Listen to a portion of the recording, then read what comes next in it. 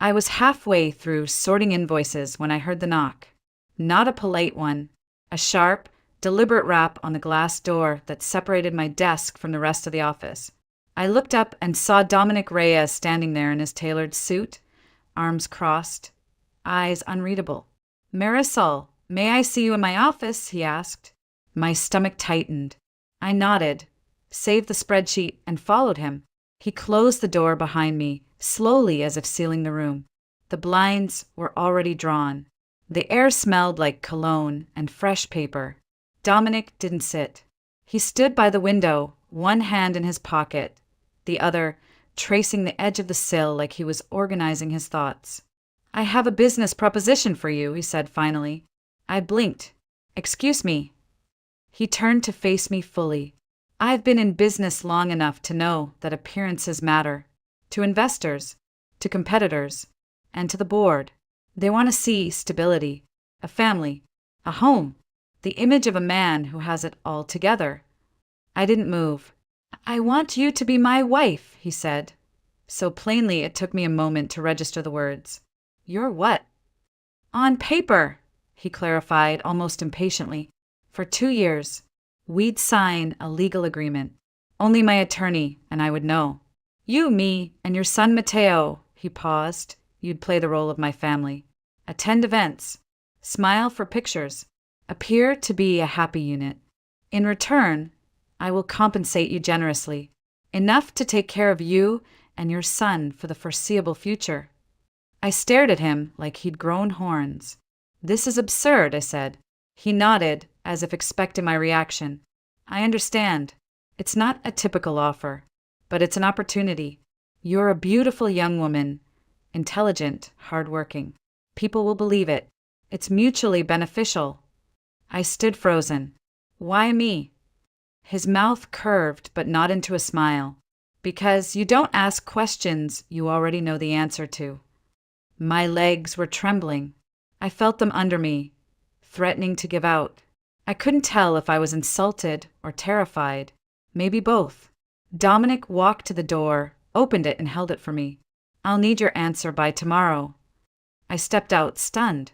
The door clicked shut behind me. My coworkers looked up, then quickly looked away. I walked back to my desk in a daze, my hands suddenly unsure of what to do. I couldn't focus on numbers anymore. Not after that. That night, as I tucked Mateo into bed and watched him clutch his favorite worn-out giraffe, the question gnawed at me.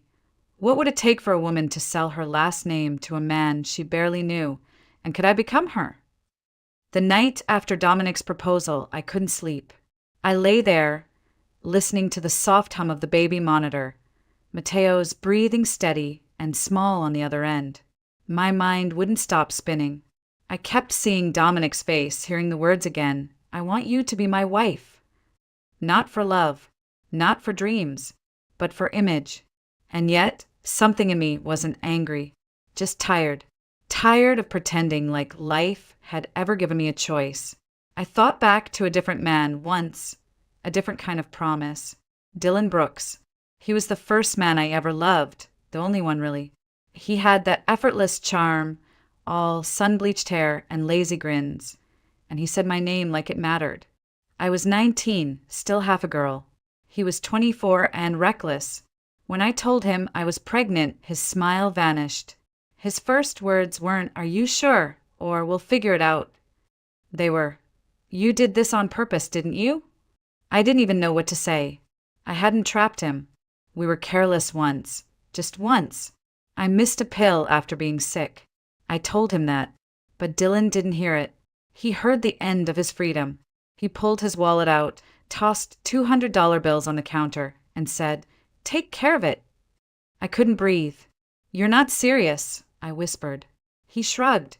"It's your body, your problem. Don't drag me into this." I begged him. God, I was stupid enough to beg. I said we could make it work. I said we could be a family. He laughed in my face. "We're barely making rent, Marisol. You think we can raise a kid?" And then he was gone. I hid the pregnancy for almost 3 months. I wore baggy clothes, faked a stomach flu. But morning sickness doesn't lie forever. One afternoon, my dad came home from his second shift and started frying fish.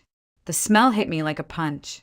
I bolted to the bathroom and threw up everything I hadn't eaten. When I came out, my father was waiting at the door, eyes worried. "Are you sick?" he asked. I broke. I collapsed into his arms, sobbing so hard I could barely breathe. "I'm so sorry, Papa," I cried. I didn't mean to. I didn't know what to do. He didn't yell. He didn't scold. He just held me while I shook, his rough hand stroking my back. "Don't say sorry, Mija," he whispered. "You're not alone. We'll figure it out." He was the first person to make me believe I could survive it. The next day, we told Mama. That was harder. Rosa wasn't the type to accept surprises, especially not the kind that ruin reputations. She called me reckless, foolish, said no man would want a girl like me after this. But she didn't throw me out. She cried when no one was looking. She made sure I ate. She rubbed my back when I couldn't sleep. That was her version of love, quiet and sharp at the edges. Mateo was born on a Wednesday afternoon in late October. My dad missed his shift to be in the delivery room with me. When the nurse placed Mateo in my arms, tiny and warm and loud, I saw my father cry for the first time. 3 months later, he was gone. A heart attack at work. No warning. Just a call from the ER, and a silence I'd never known before. Everything after that felt like walking through a fog. Bills piled up. Mama sold her jewelry. I went back to work too soon. Every diaper and bottle felt heavier without Papa S. hands helping hold the world together. And now, Dominic Reyes was offering me money to pretend like I had a husband. I looked over at Mateo's crib. He was dreaming, one hand curled into a fist. I used to dream like that too once.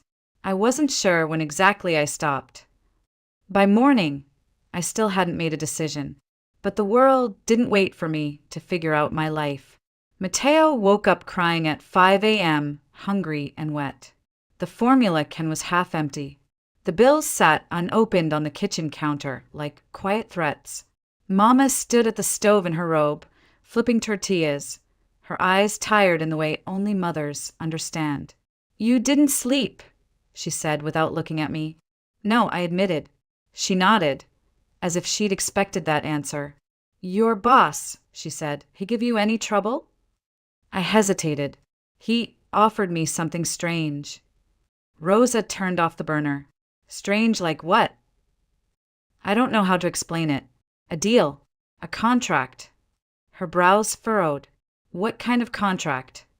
Before I could answer, Mateo let out a loud shriek from his high chair. I jumped to feed him. Mama didn't push for more, but she was watching me. That afternoon, while Mateo napped, I sat at the kitchen table and opened my checkbook. What stared back at me was reality. We couldn't keep going like this. I wasn't proud of what I was about to do. I didn't feel powerful. I felt like someone stuck between drowning and grabbing the wrong lifeboat. When I walked into Dominic's office the next day, he didn't look surprised to see me. He gestured for me to sit, then shut the door behind me like he had before. "I'll do it," I said. His expression didn't change, but something in his shoulders shifted. "Good," he said. "There are conditions, of course." "I have conditions, too," I cut in. My voice didn't shake this time. No physical relationship. No expectations outside of appearances. Mateo stays with me at all times. I don't want anyone else knowing about the arrangement, not even my mother. Dominic nodded. "Agreed. I'll have my attorney draw up the documents." It was surreal, like I was signing over not just 2 years of my life, but the last pieces of whatever story I thought I'd live. We had the civil ceremony the following Friday. No dress, no flowers, no guests. Just signatures and silence. Dominic handed me a check afterward, more than I'd ever seen in my life, and said, "You'll move in by Monday. A driver will pick you up." That weekend, I packed Mateo's things with trembling hands.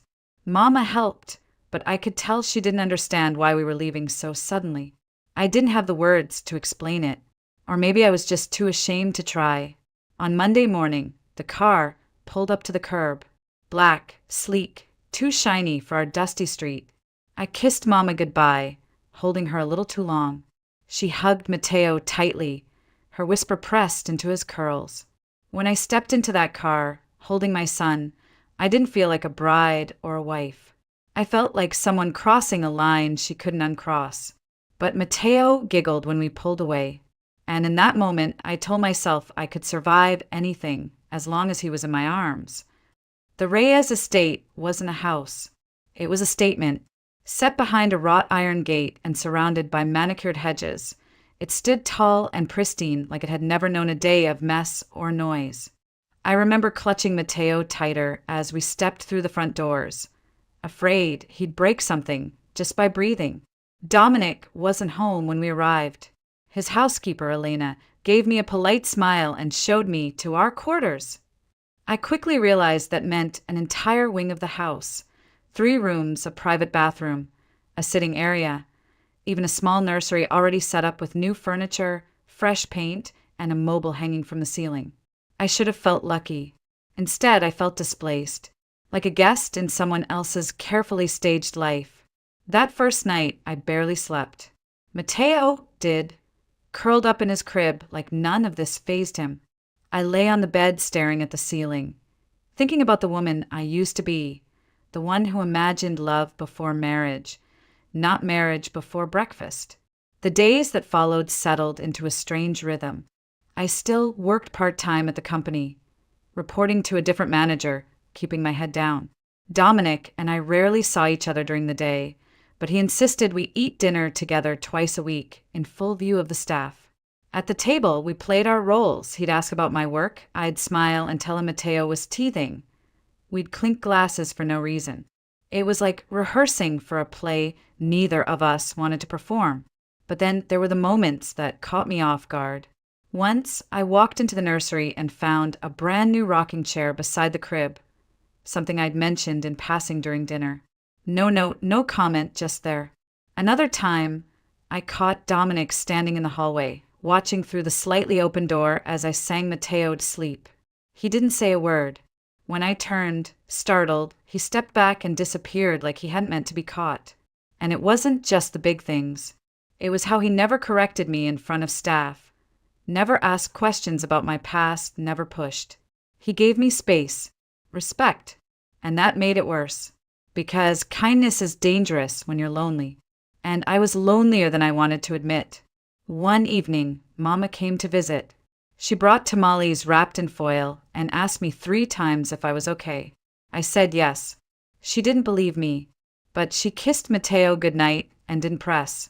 After she left, I stood on the balcony outside my room, the city lights flickering in the distance. And I realized something that scared me more than anything else. This didn't feel like pretending anymore. It felt like waiting, like something real might actually grow in the quiet between us. And I didn't know if I was ready for that.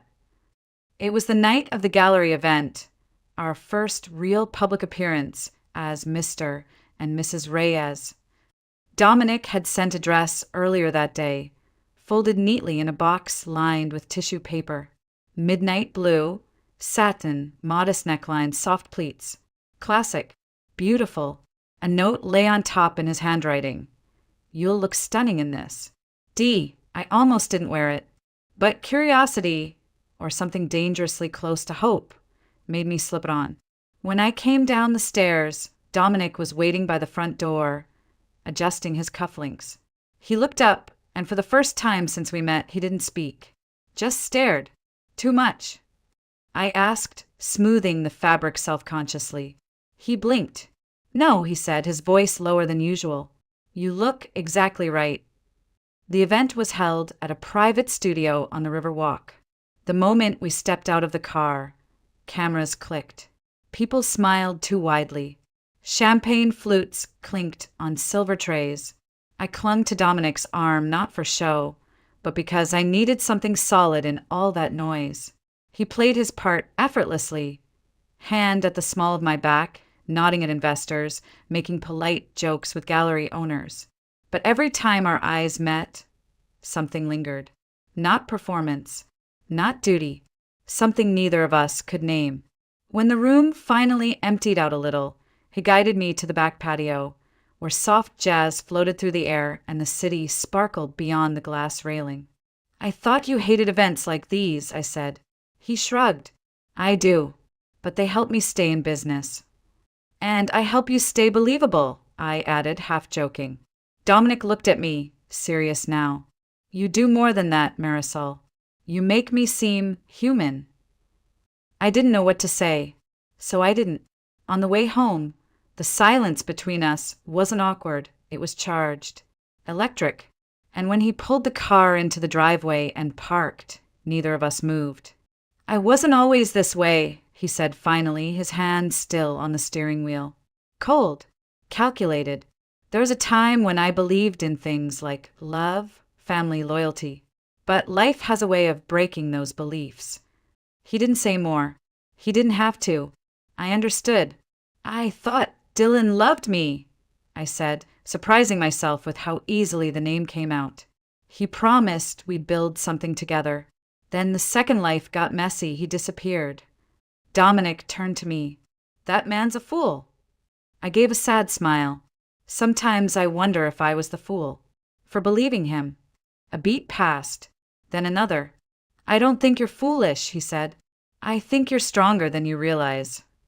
And before I could respond, he leaned forward, just slightly, just enough for me to feel his breath brush against mine.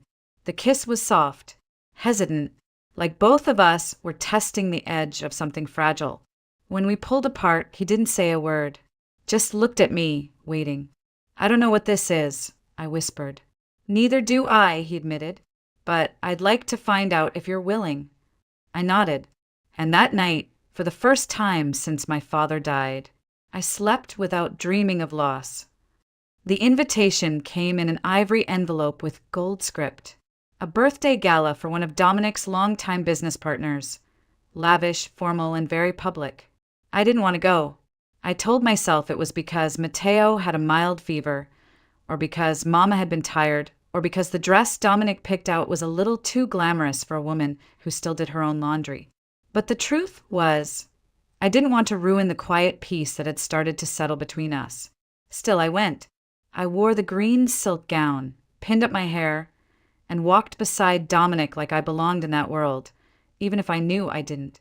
The ballroom was grand, crystal chandeliers, velvet curtains, the kind of place where the air itself smelled expensive. People smiled at us, commented on how lovely we looked together. I'd gotten better at playing the role. Too good, maybe. We were standing near the bar when I felt it. That old, sinking feeling in my gut. The one that used to come when I checked my phone and saw no reply. The one that whispered, "Something's about to hurt." And then I saw him, Dylan, across the room, dressed in a sleek suit, laughing at something a blonde woman said. His hair was shorter, his face a little older, but I knew that smirk. That easy, careless confidence. For a second, I couldn't breathe. My legs turned to ice. I didn't even notice when I reached for Dominic's arm and held on too tight. He looked down at me. "What's wrong?" "We have to go," I whispered. "Please, Dominic. I can't stay here." He didn't ask why. He didn't question me in front of anyone. He just nodded, placed his hand over mine, and said, "Excuse us." We were halfway to the exit when I heard my name. "Marisol." That voice. I froze. I turned slowly, my heart hammering against my ribs. Dylan stood there, drink in hand, smiling like we were old friends bumping into each other at the grocery store. "Wow. I wasn't sure it was really you. You look incredible." I didn't speak. Dominic stepped forward, his expression unreadable. "Is there a problem?" Dylan extended a hand. Dylan Brooks, an old friend. "Dominic Reyes," my husband said calmly. "Her husband." Dylan's smile faltered for just a moment before it returned, smug and amused. "Husband, huh? Didn't see that coming." "I'm sure you didn't," I said, my voice sharper than I intended. "We were just leaving." Dylan leaned closer, lowering his voice. "You never told me, is the kid mine?" Dominic stepped in immediately. "That's enough." Dylan held up his hands in mock surrender. "Just asking. I mean, it would explain why you looked so panicked when you saw me. I grabbed Dominic's hand and pulled him away. We left the gala without another word. In the car, I sat stiffly, staring out the window. My hands were trembling. Dominic didn't speak until we were halfway home. "Do you want to talk about it?" he asked softly. I shook my head. "Not yet." He nodded. "Whenever you're ready." When we got home, Matteo was already asleep. I stood by his crib longer than usual, watching his chest rise and fall. My heart felt like it had been split open again. Not because of Dylan, but because I realized how far I'd come. I wasn't that girl anymore. The one who begged, who waited for calls that never came. And if Dylan thought he could come back and shake the life I'd rebuilt, he was about to learn how wrong he was. He waited for 2 days before reaching out. Dylan, of course. A text short and smug, "We should talk. I have a right to know." I stared at the screen for a long time. The old me would have panicked. The old me would have avoided, denied, maybe even hoped he'd disappear again. But I wasn't her anymore. I didn't tell Dominic I was going. Not yet. I knew he'd worry, maybe even try to stop me. But this was something I needed to do on my own. We met at a coffee shop near downtown, neutral and noisy enough that I wouldn't feel cornered. Dylan was already seated when I arrived, wearing sunglasses indoors, sipping something expensive. He stood when he saw me, arms open like we were long-lost friends. I didn't hug him. "Marisol," he said like he owned my name. "Damn, you really went all in, huh? Fancy house, powerful husband. You look comfortable." "I'm not here to entertain whatever story you've made up in your head," I said, sliding into the chair across from him. "Say what you came to say." He leaned back. "I want to know if he's mine." "Matteo." "No, you're sure?" "Yes." He laughed once, bitterly. "You always were a good liar when you needed to be." My hands stayed folded. "Come. You left. Not just me, but him. Before he even existed. You made your choice the day you threw cash on the counter and told me not to drag you into my problems." Dylan leaned in, lowering his voice. "I was scared. Young. We both were." "I was 19, I said. And I stayed. I raised our son. Alone. With no help. No phone calls. Not even a damn apology." He looked away. "I'm trying now." "It's too late," I said softly. "Matteo has a father.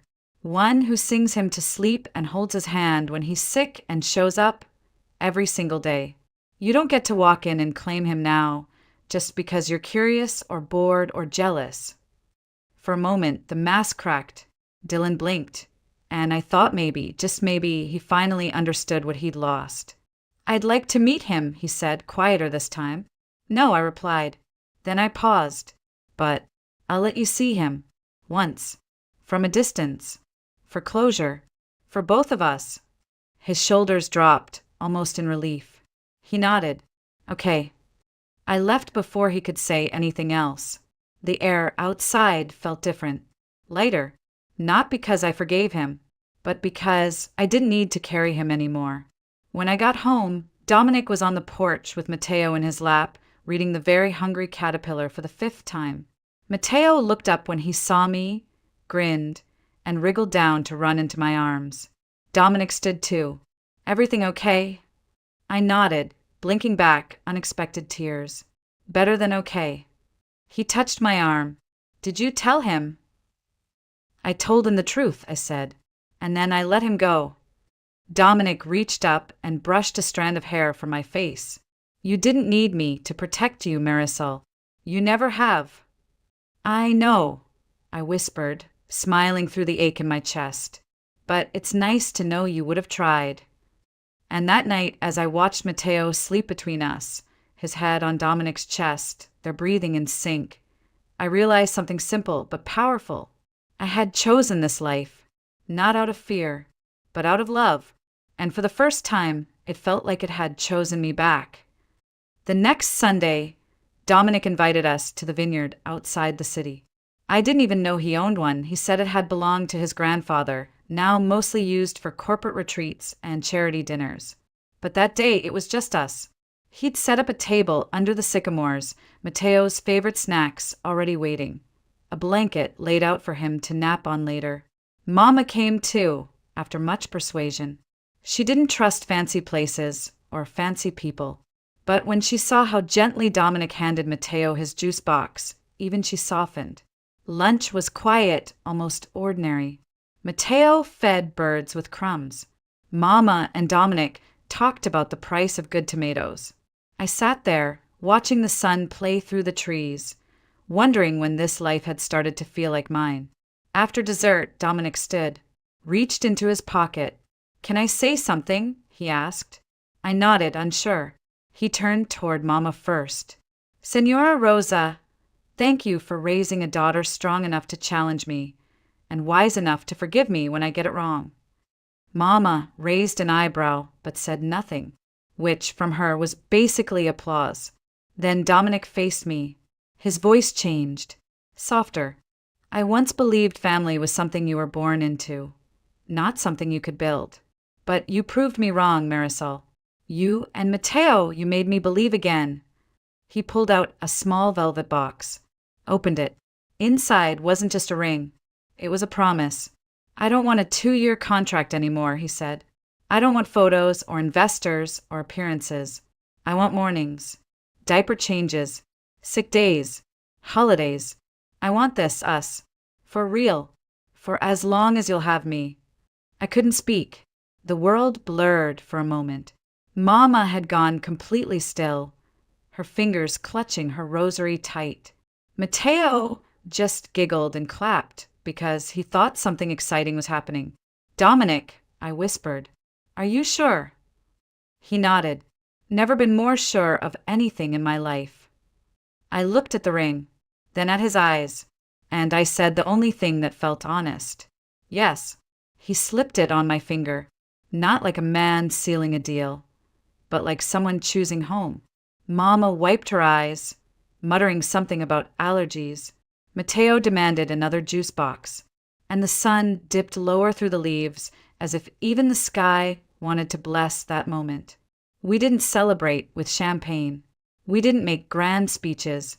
We just stayed there, laughing, barefoot in the grass. And for the first time in my entire life, I didn't feel like I was pretending to belong. I did belong. We all did. Because family isn't something you wait for.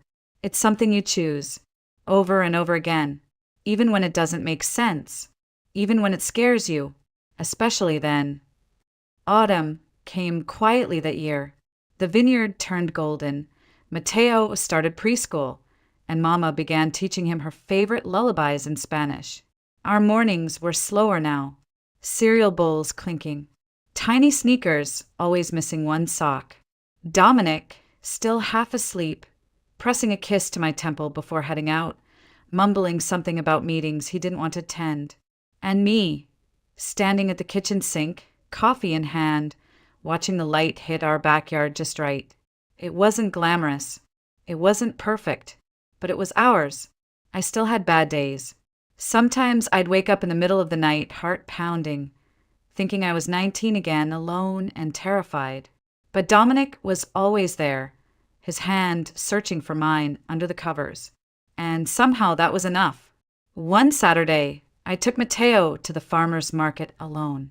Dominic had a call, and Mama had stayed behind to make tamales. As we wandered between stalls, Mateo's small fingers wrapped around mine, he asked, "Mama, did I used to not have a papa?" I stopped, not because I didn't know the answer, but because I wanted to give him the right one. "You always had someone who loved you," I said. "And now, you have someone who chooses you every day." He thought about that, then nodded, satisfied, and pointed to a jar of honey he wanted. When we got home, Dominic was waiting at the door. He took the bag from my arms, kissed Mateo's forehead, and asked if we wanted to go for a walk before dinner. It hit me then how far we'd come. From a deal made in desperation to a life built on choice. From fear to love. Later that evening, as the sun dipped below the trees, Dominic wrapped an arm around my waist and pulled me close. "Are you happy?" he asked. I didn't answer right away. I looked at Mateo running ahead, his laughter echoing through the vineyard. I looked at Mama, sitting on the porch, humming. I looked at Dominic, the man who once offered protection, now offering his whole heart. And I said simply, yes. Because I was. Not because everything was easy, not because the past had vanished, but because I had survived it. And somehow, in the ruins of what once broke me, I had built something whole. A family, a future, a peace I never thought I deserved, but now finally I let myself keep.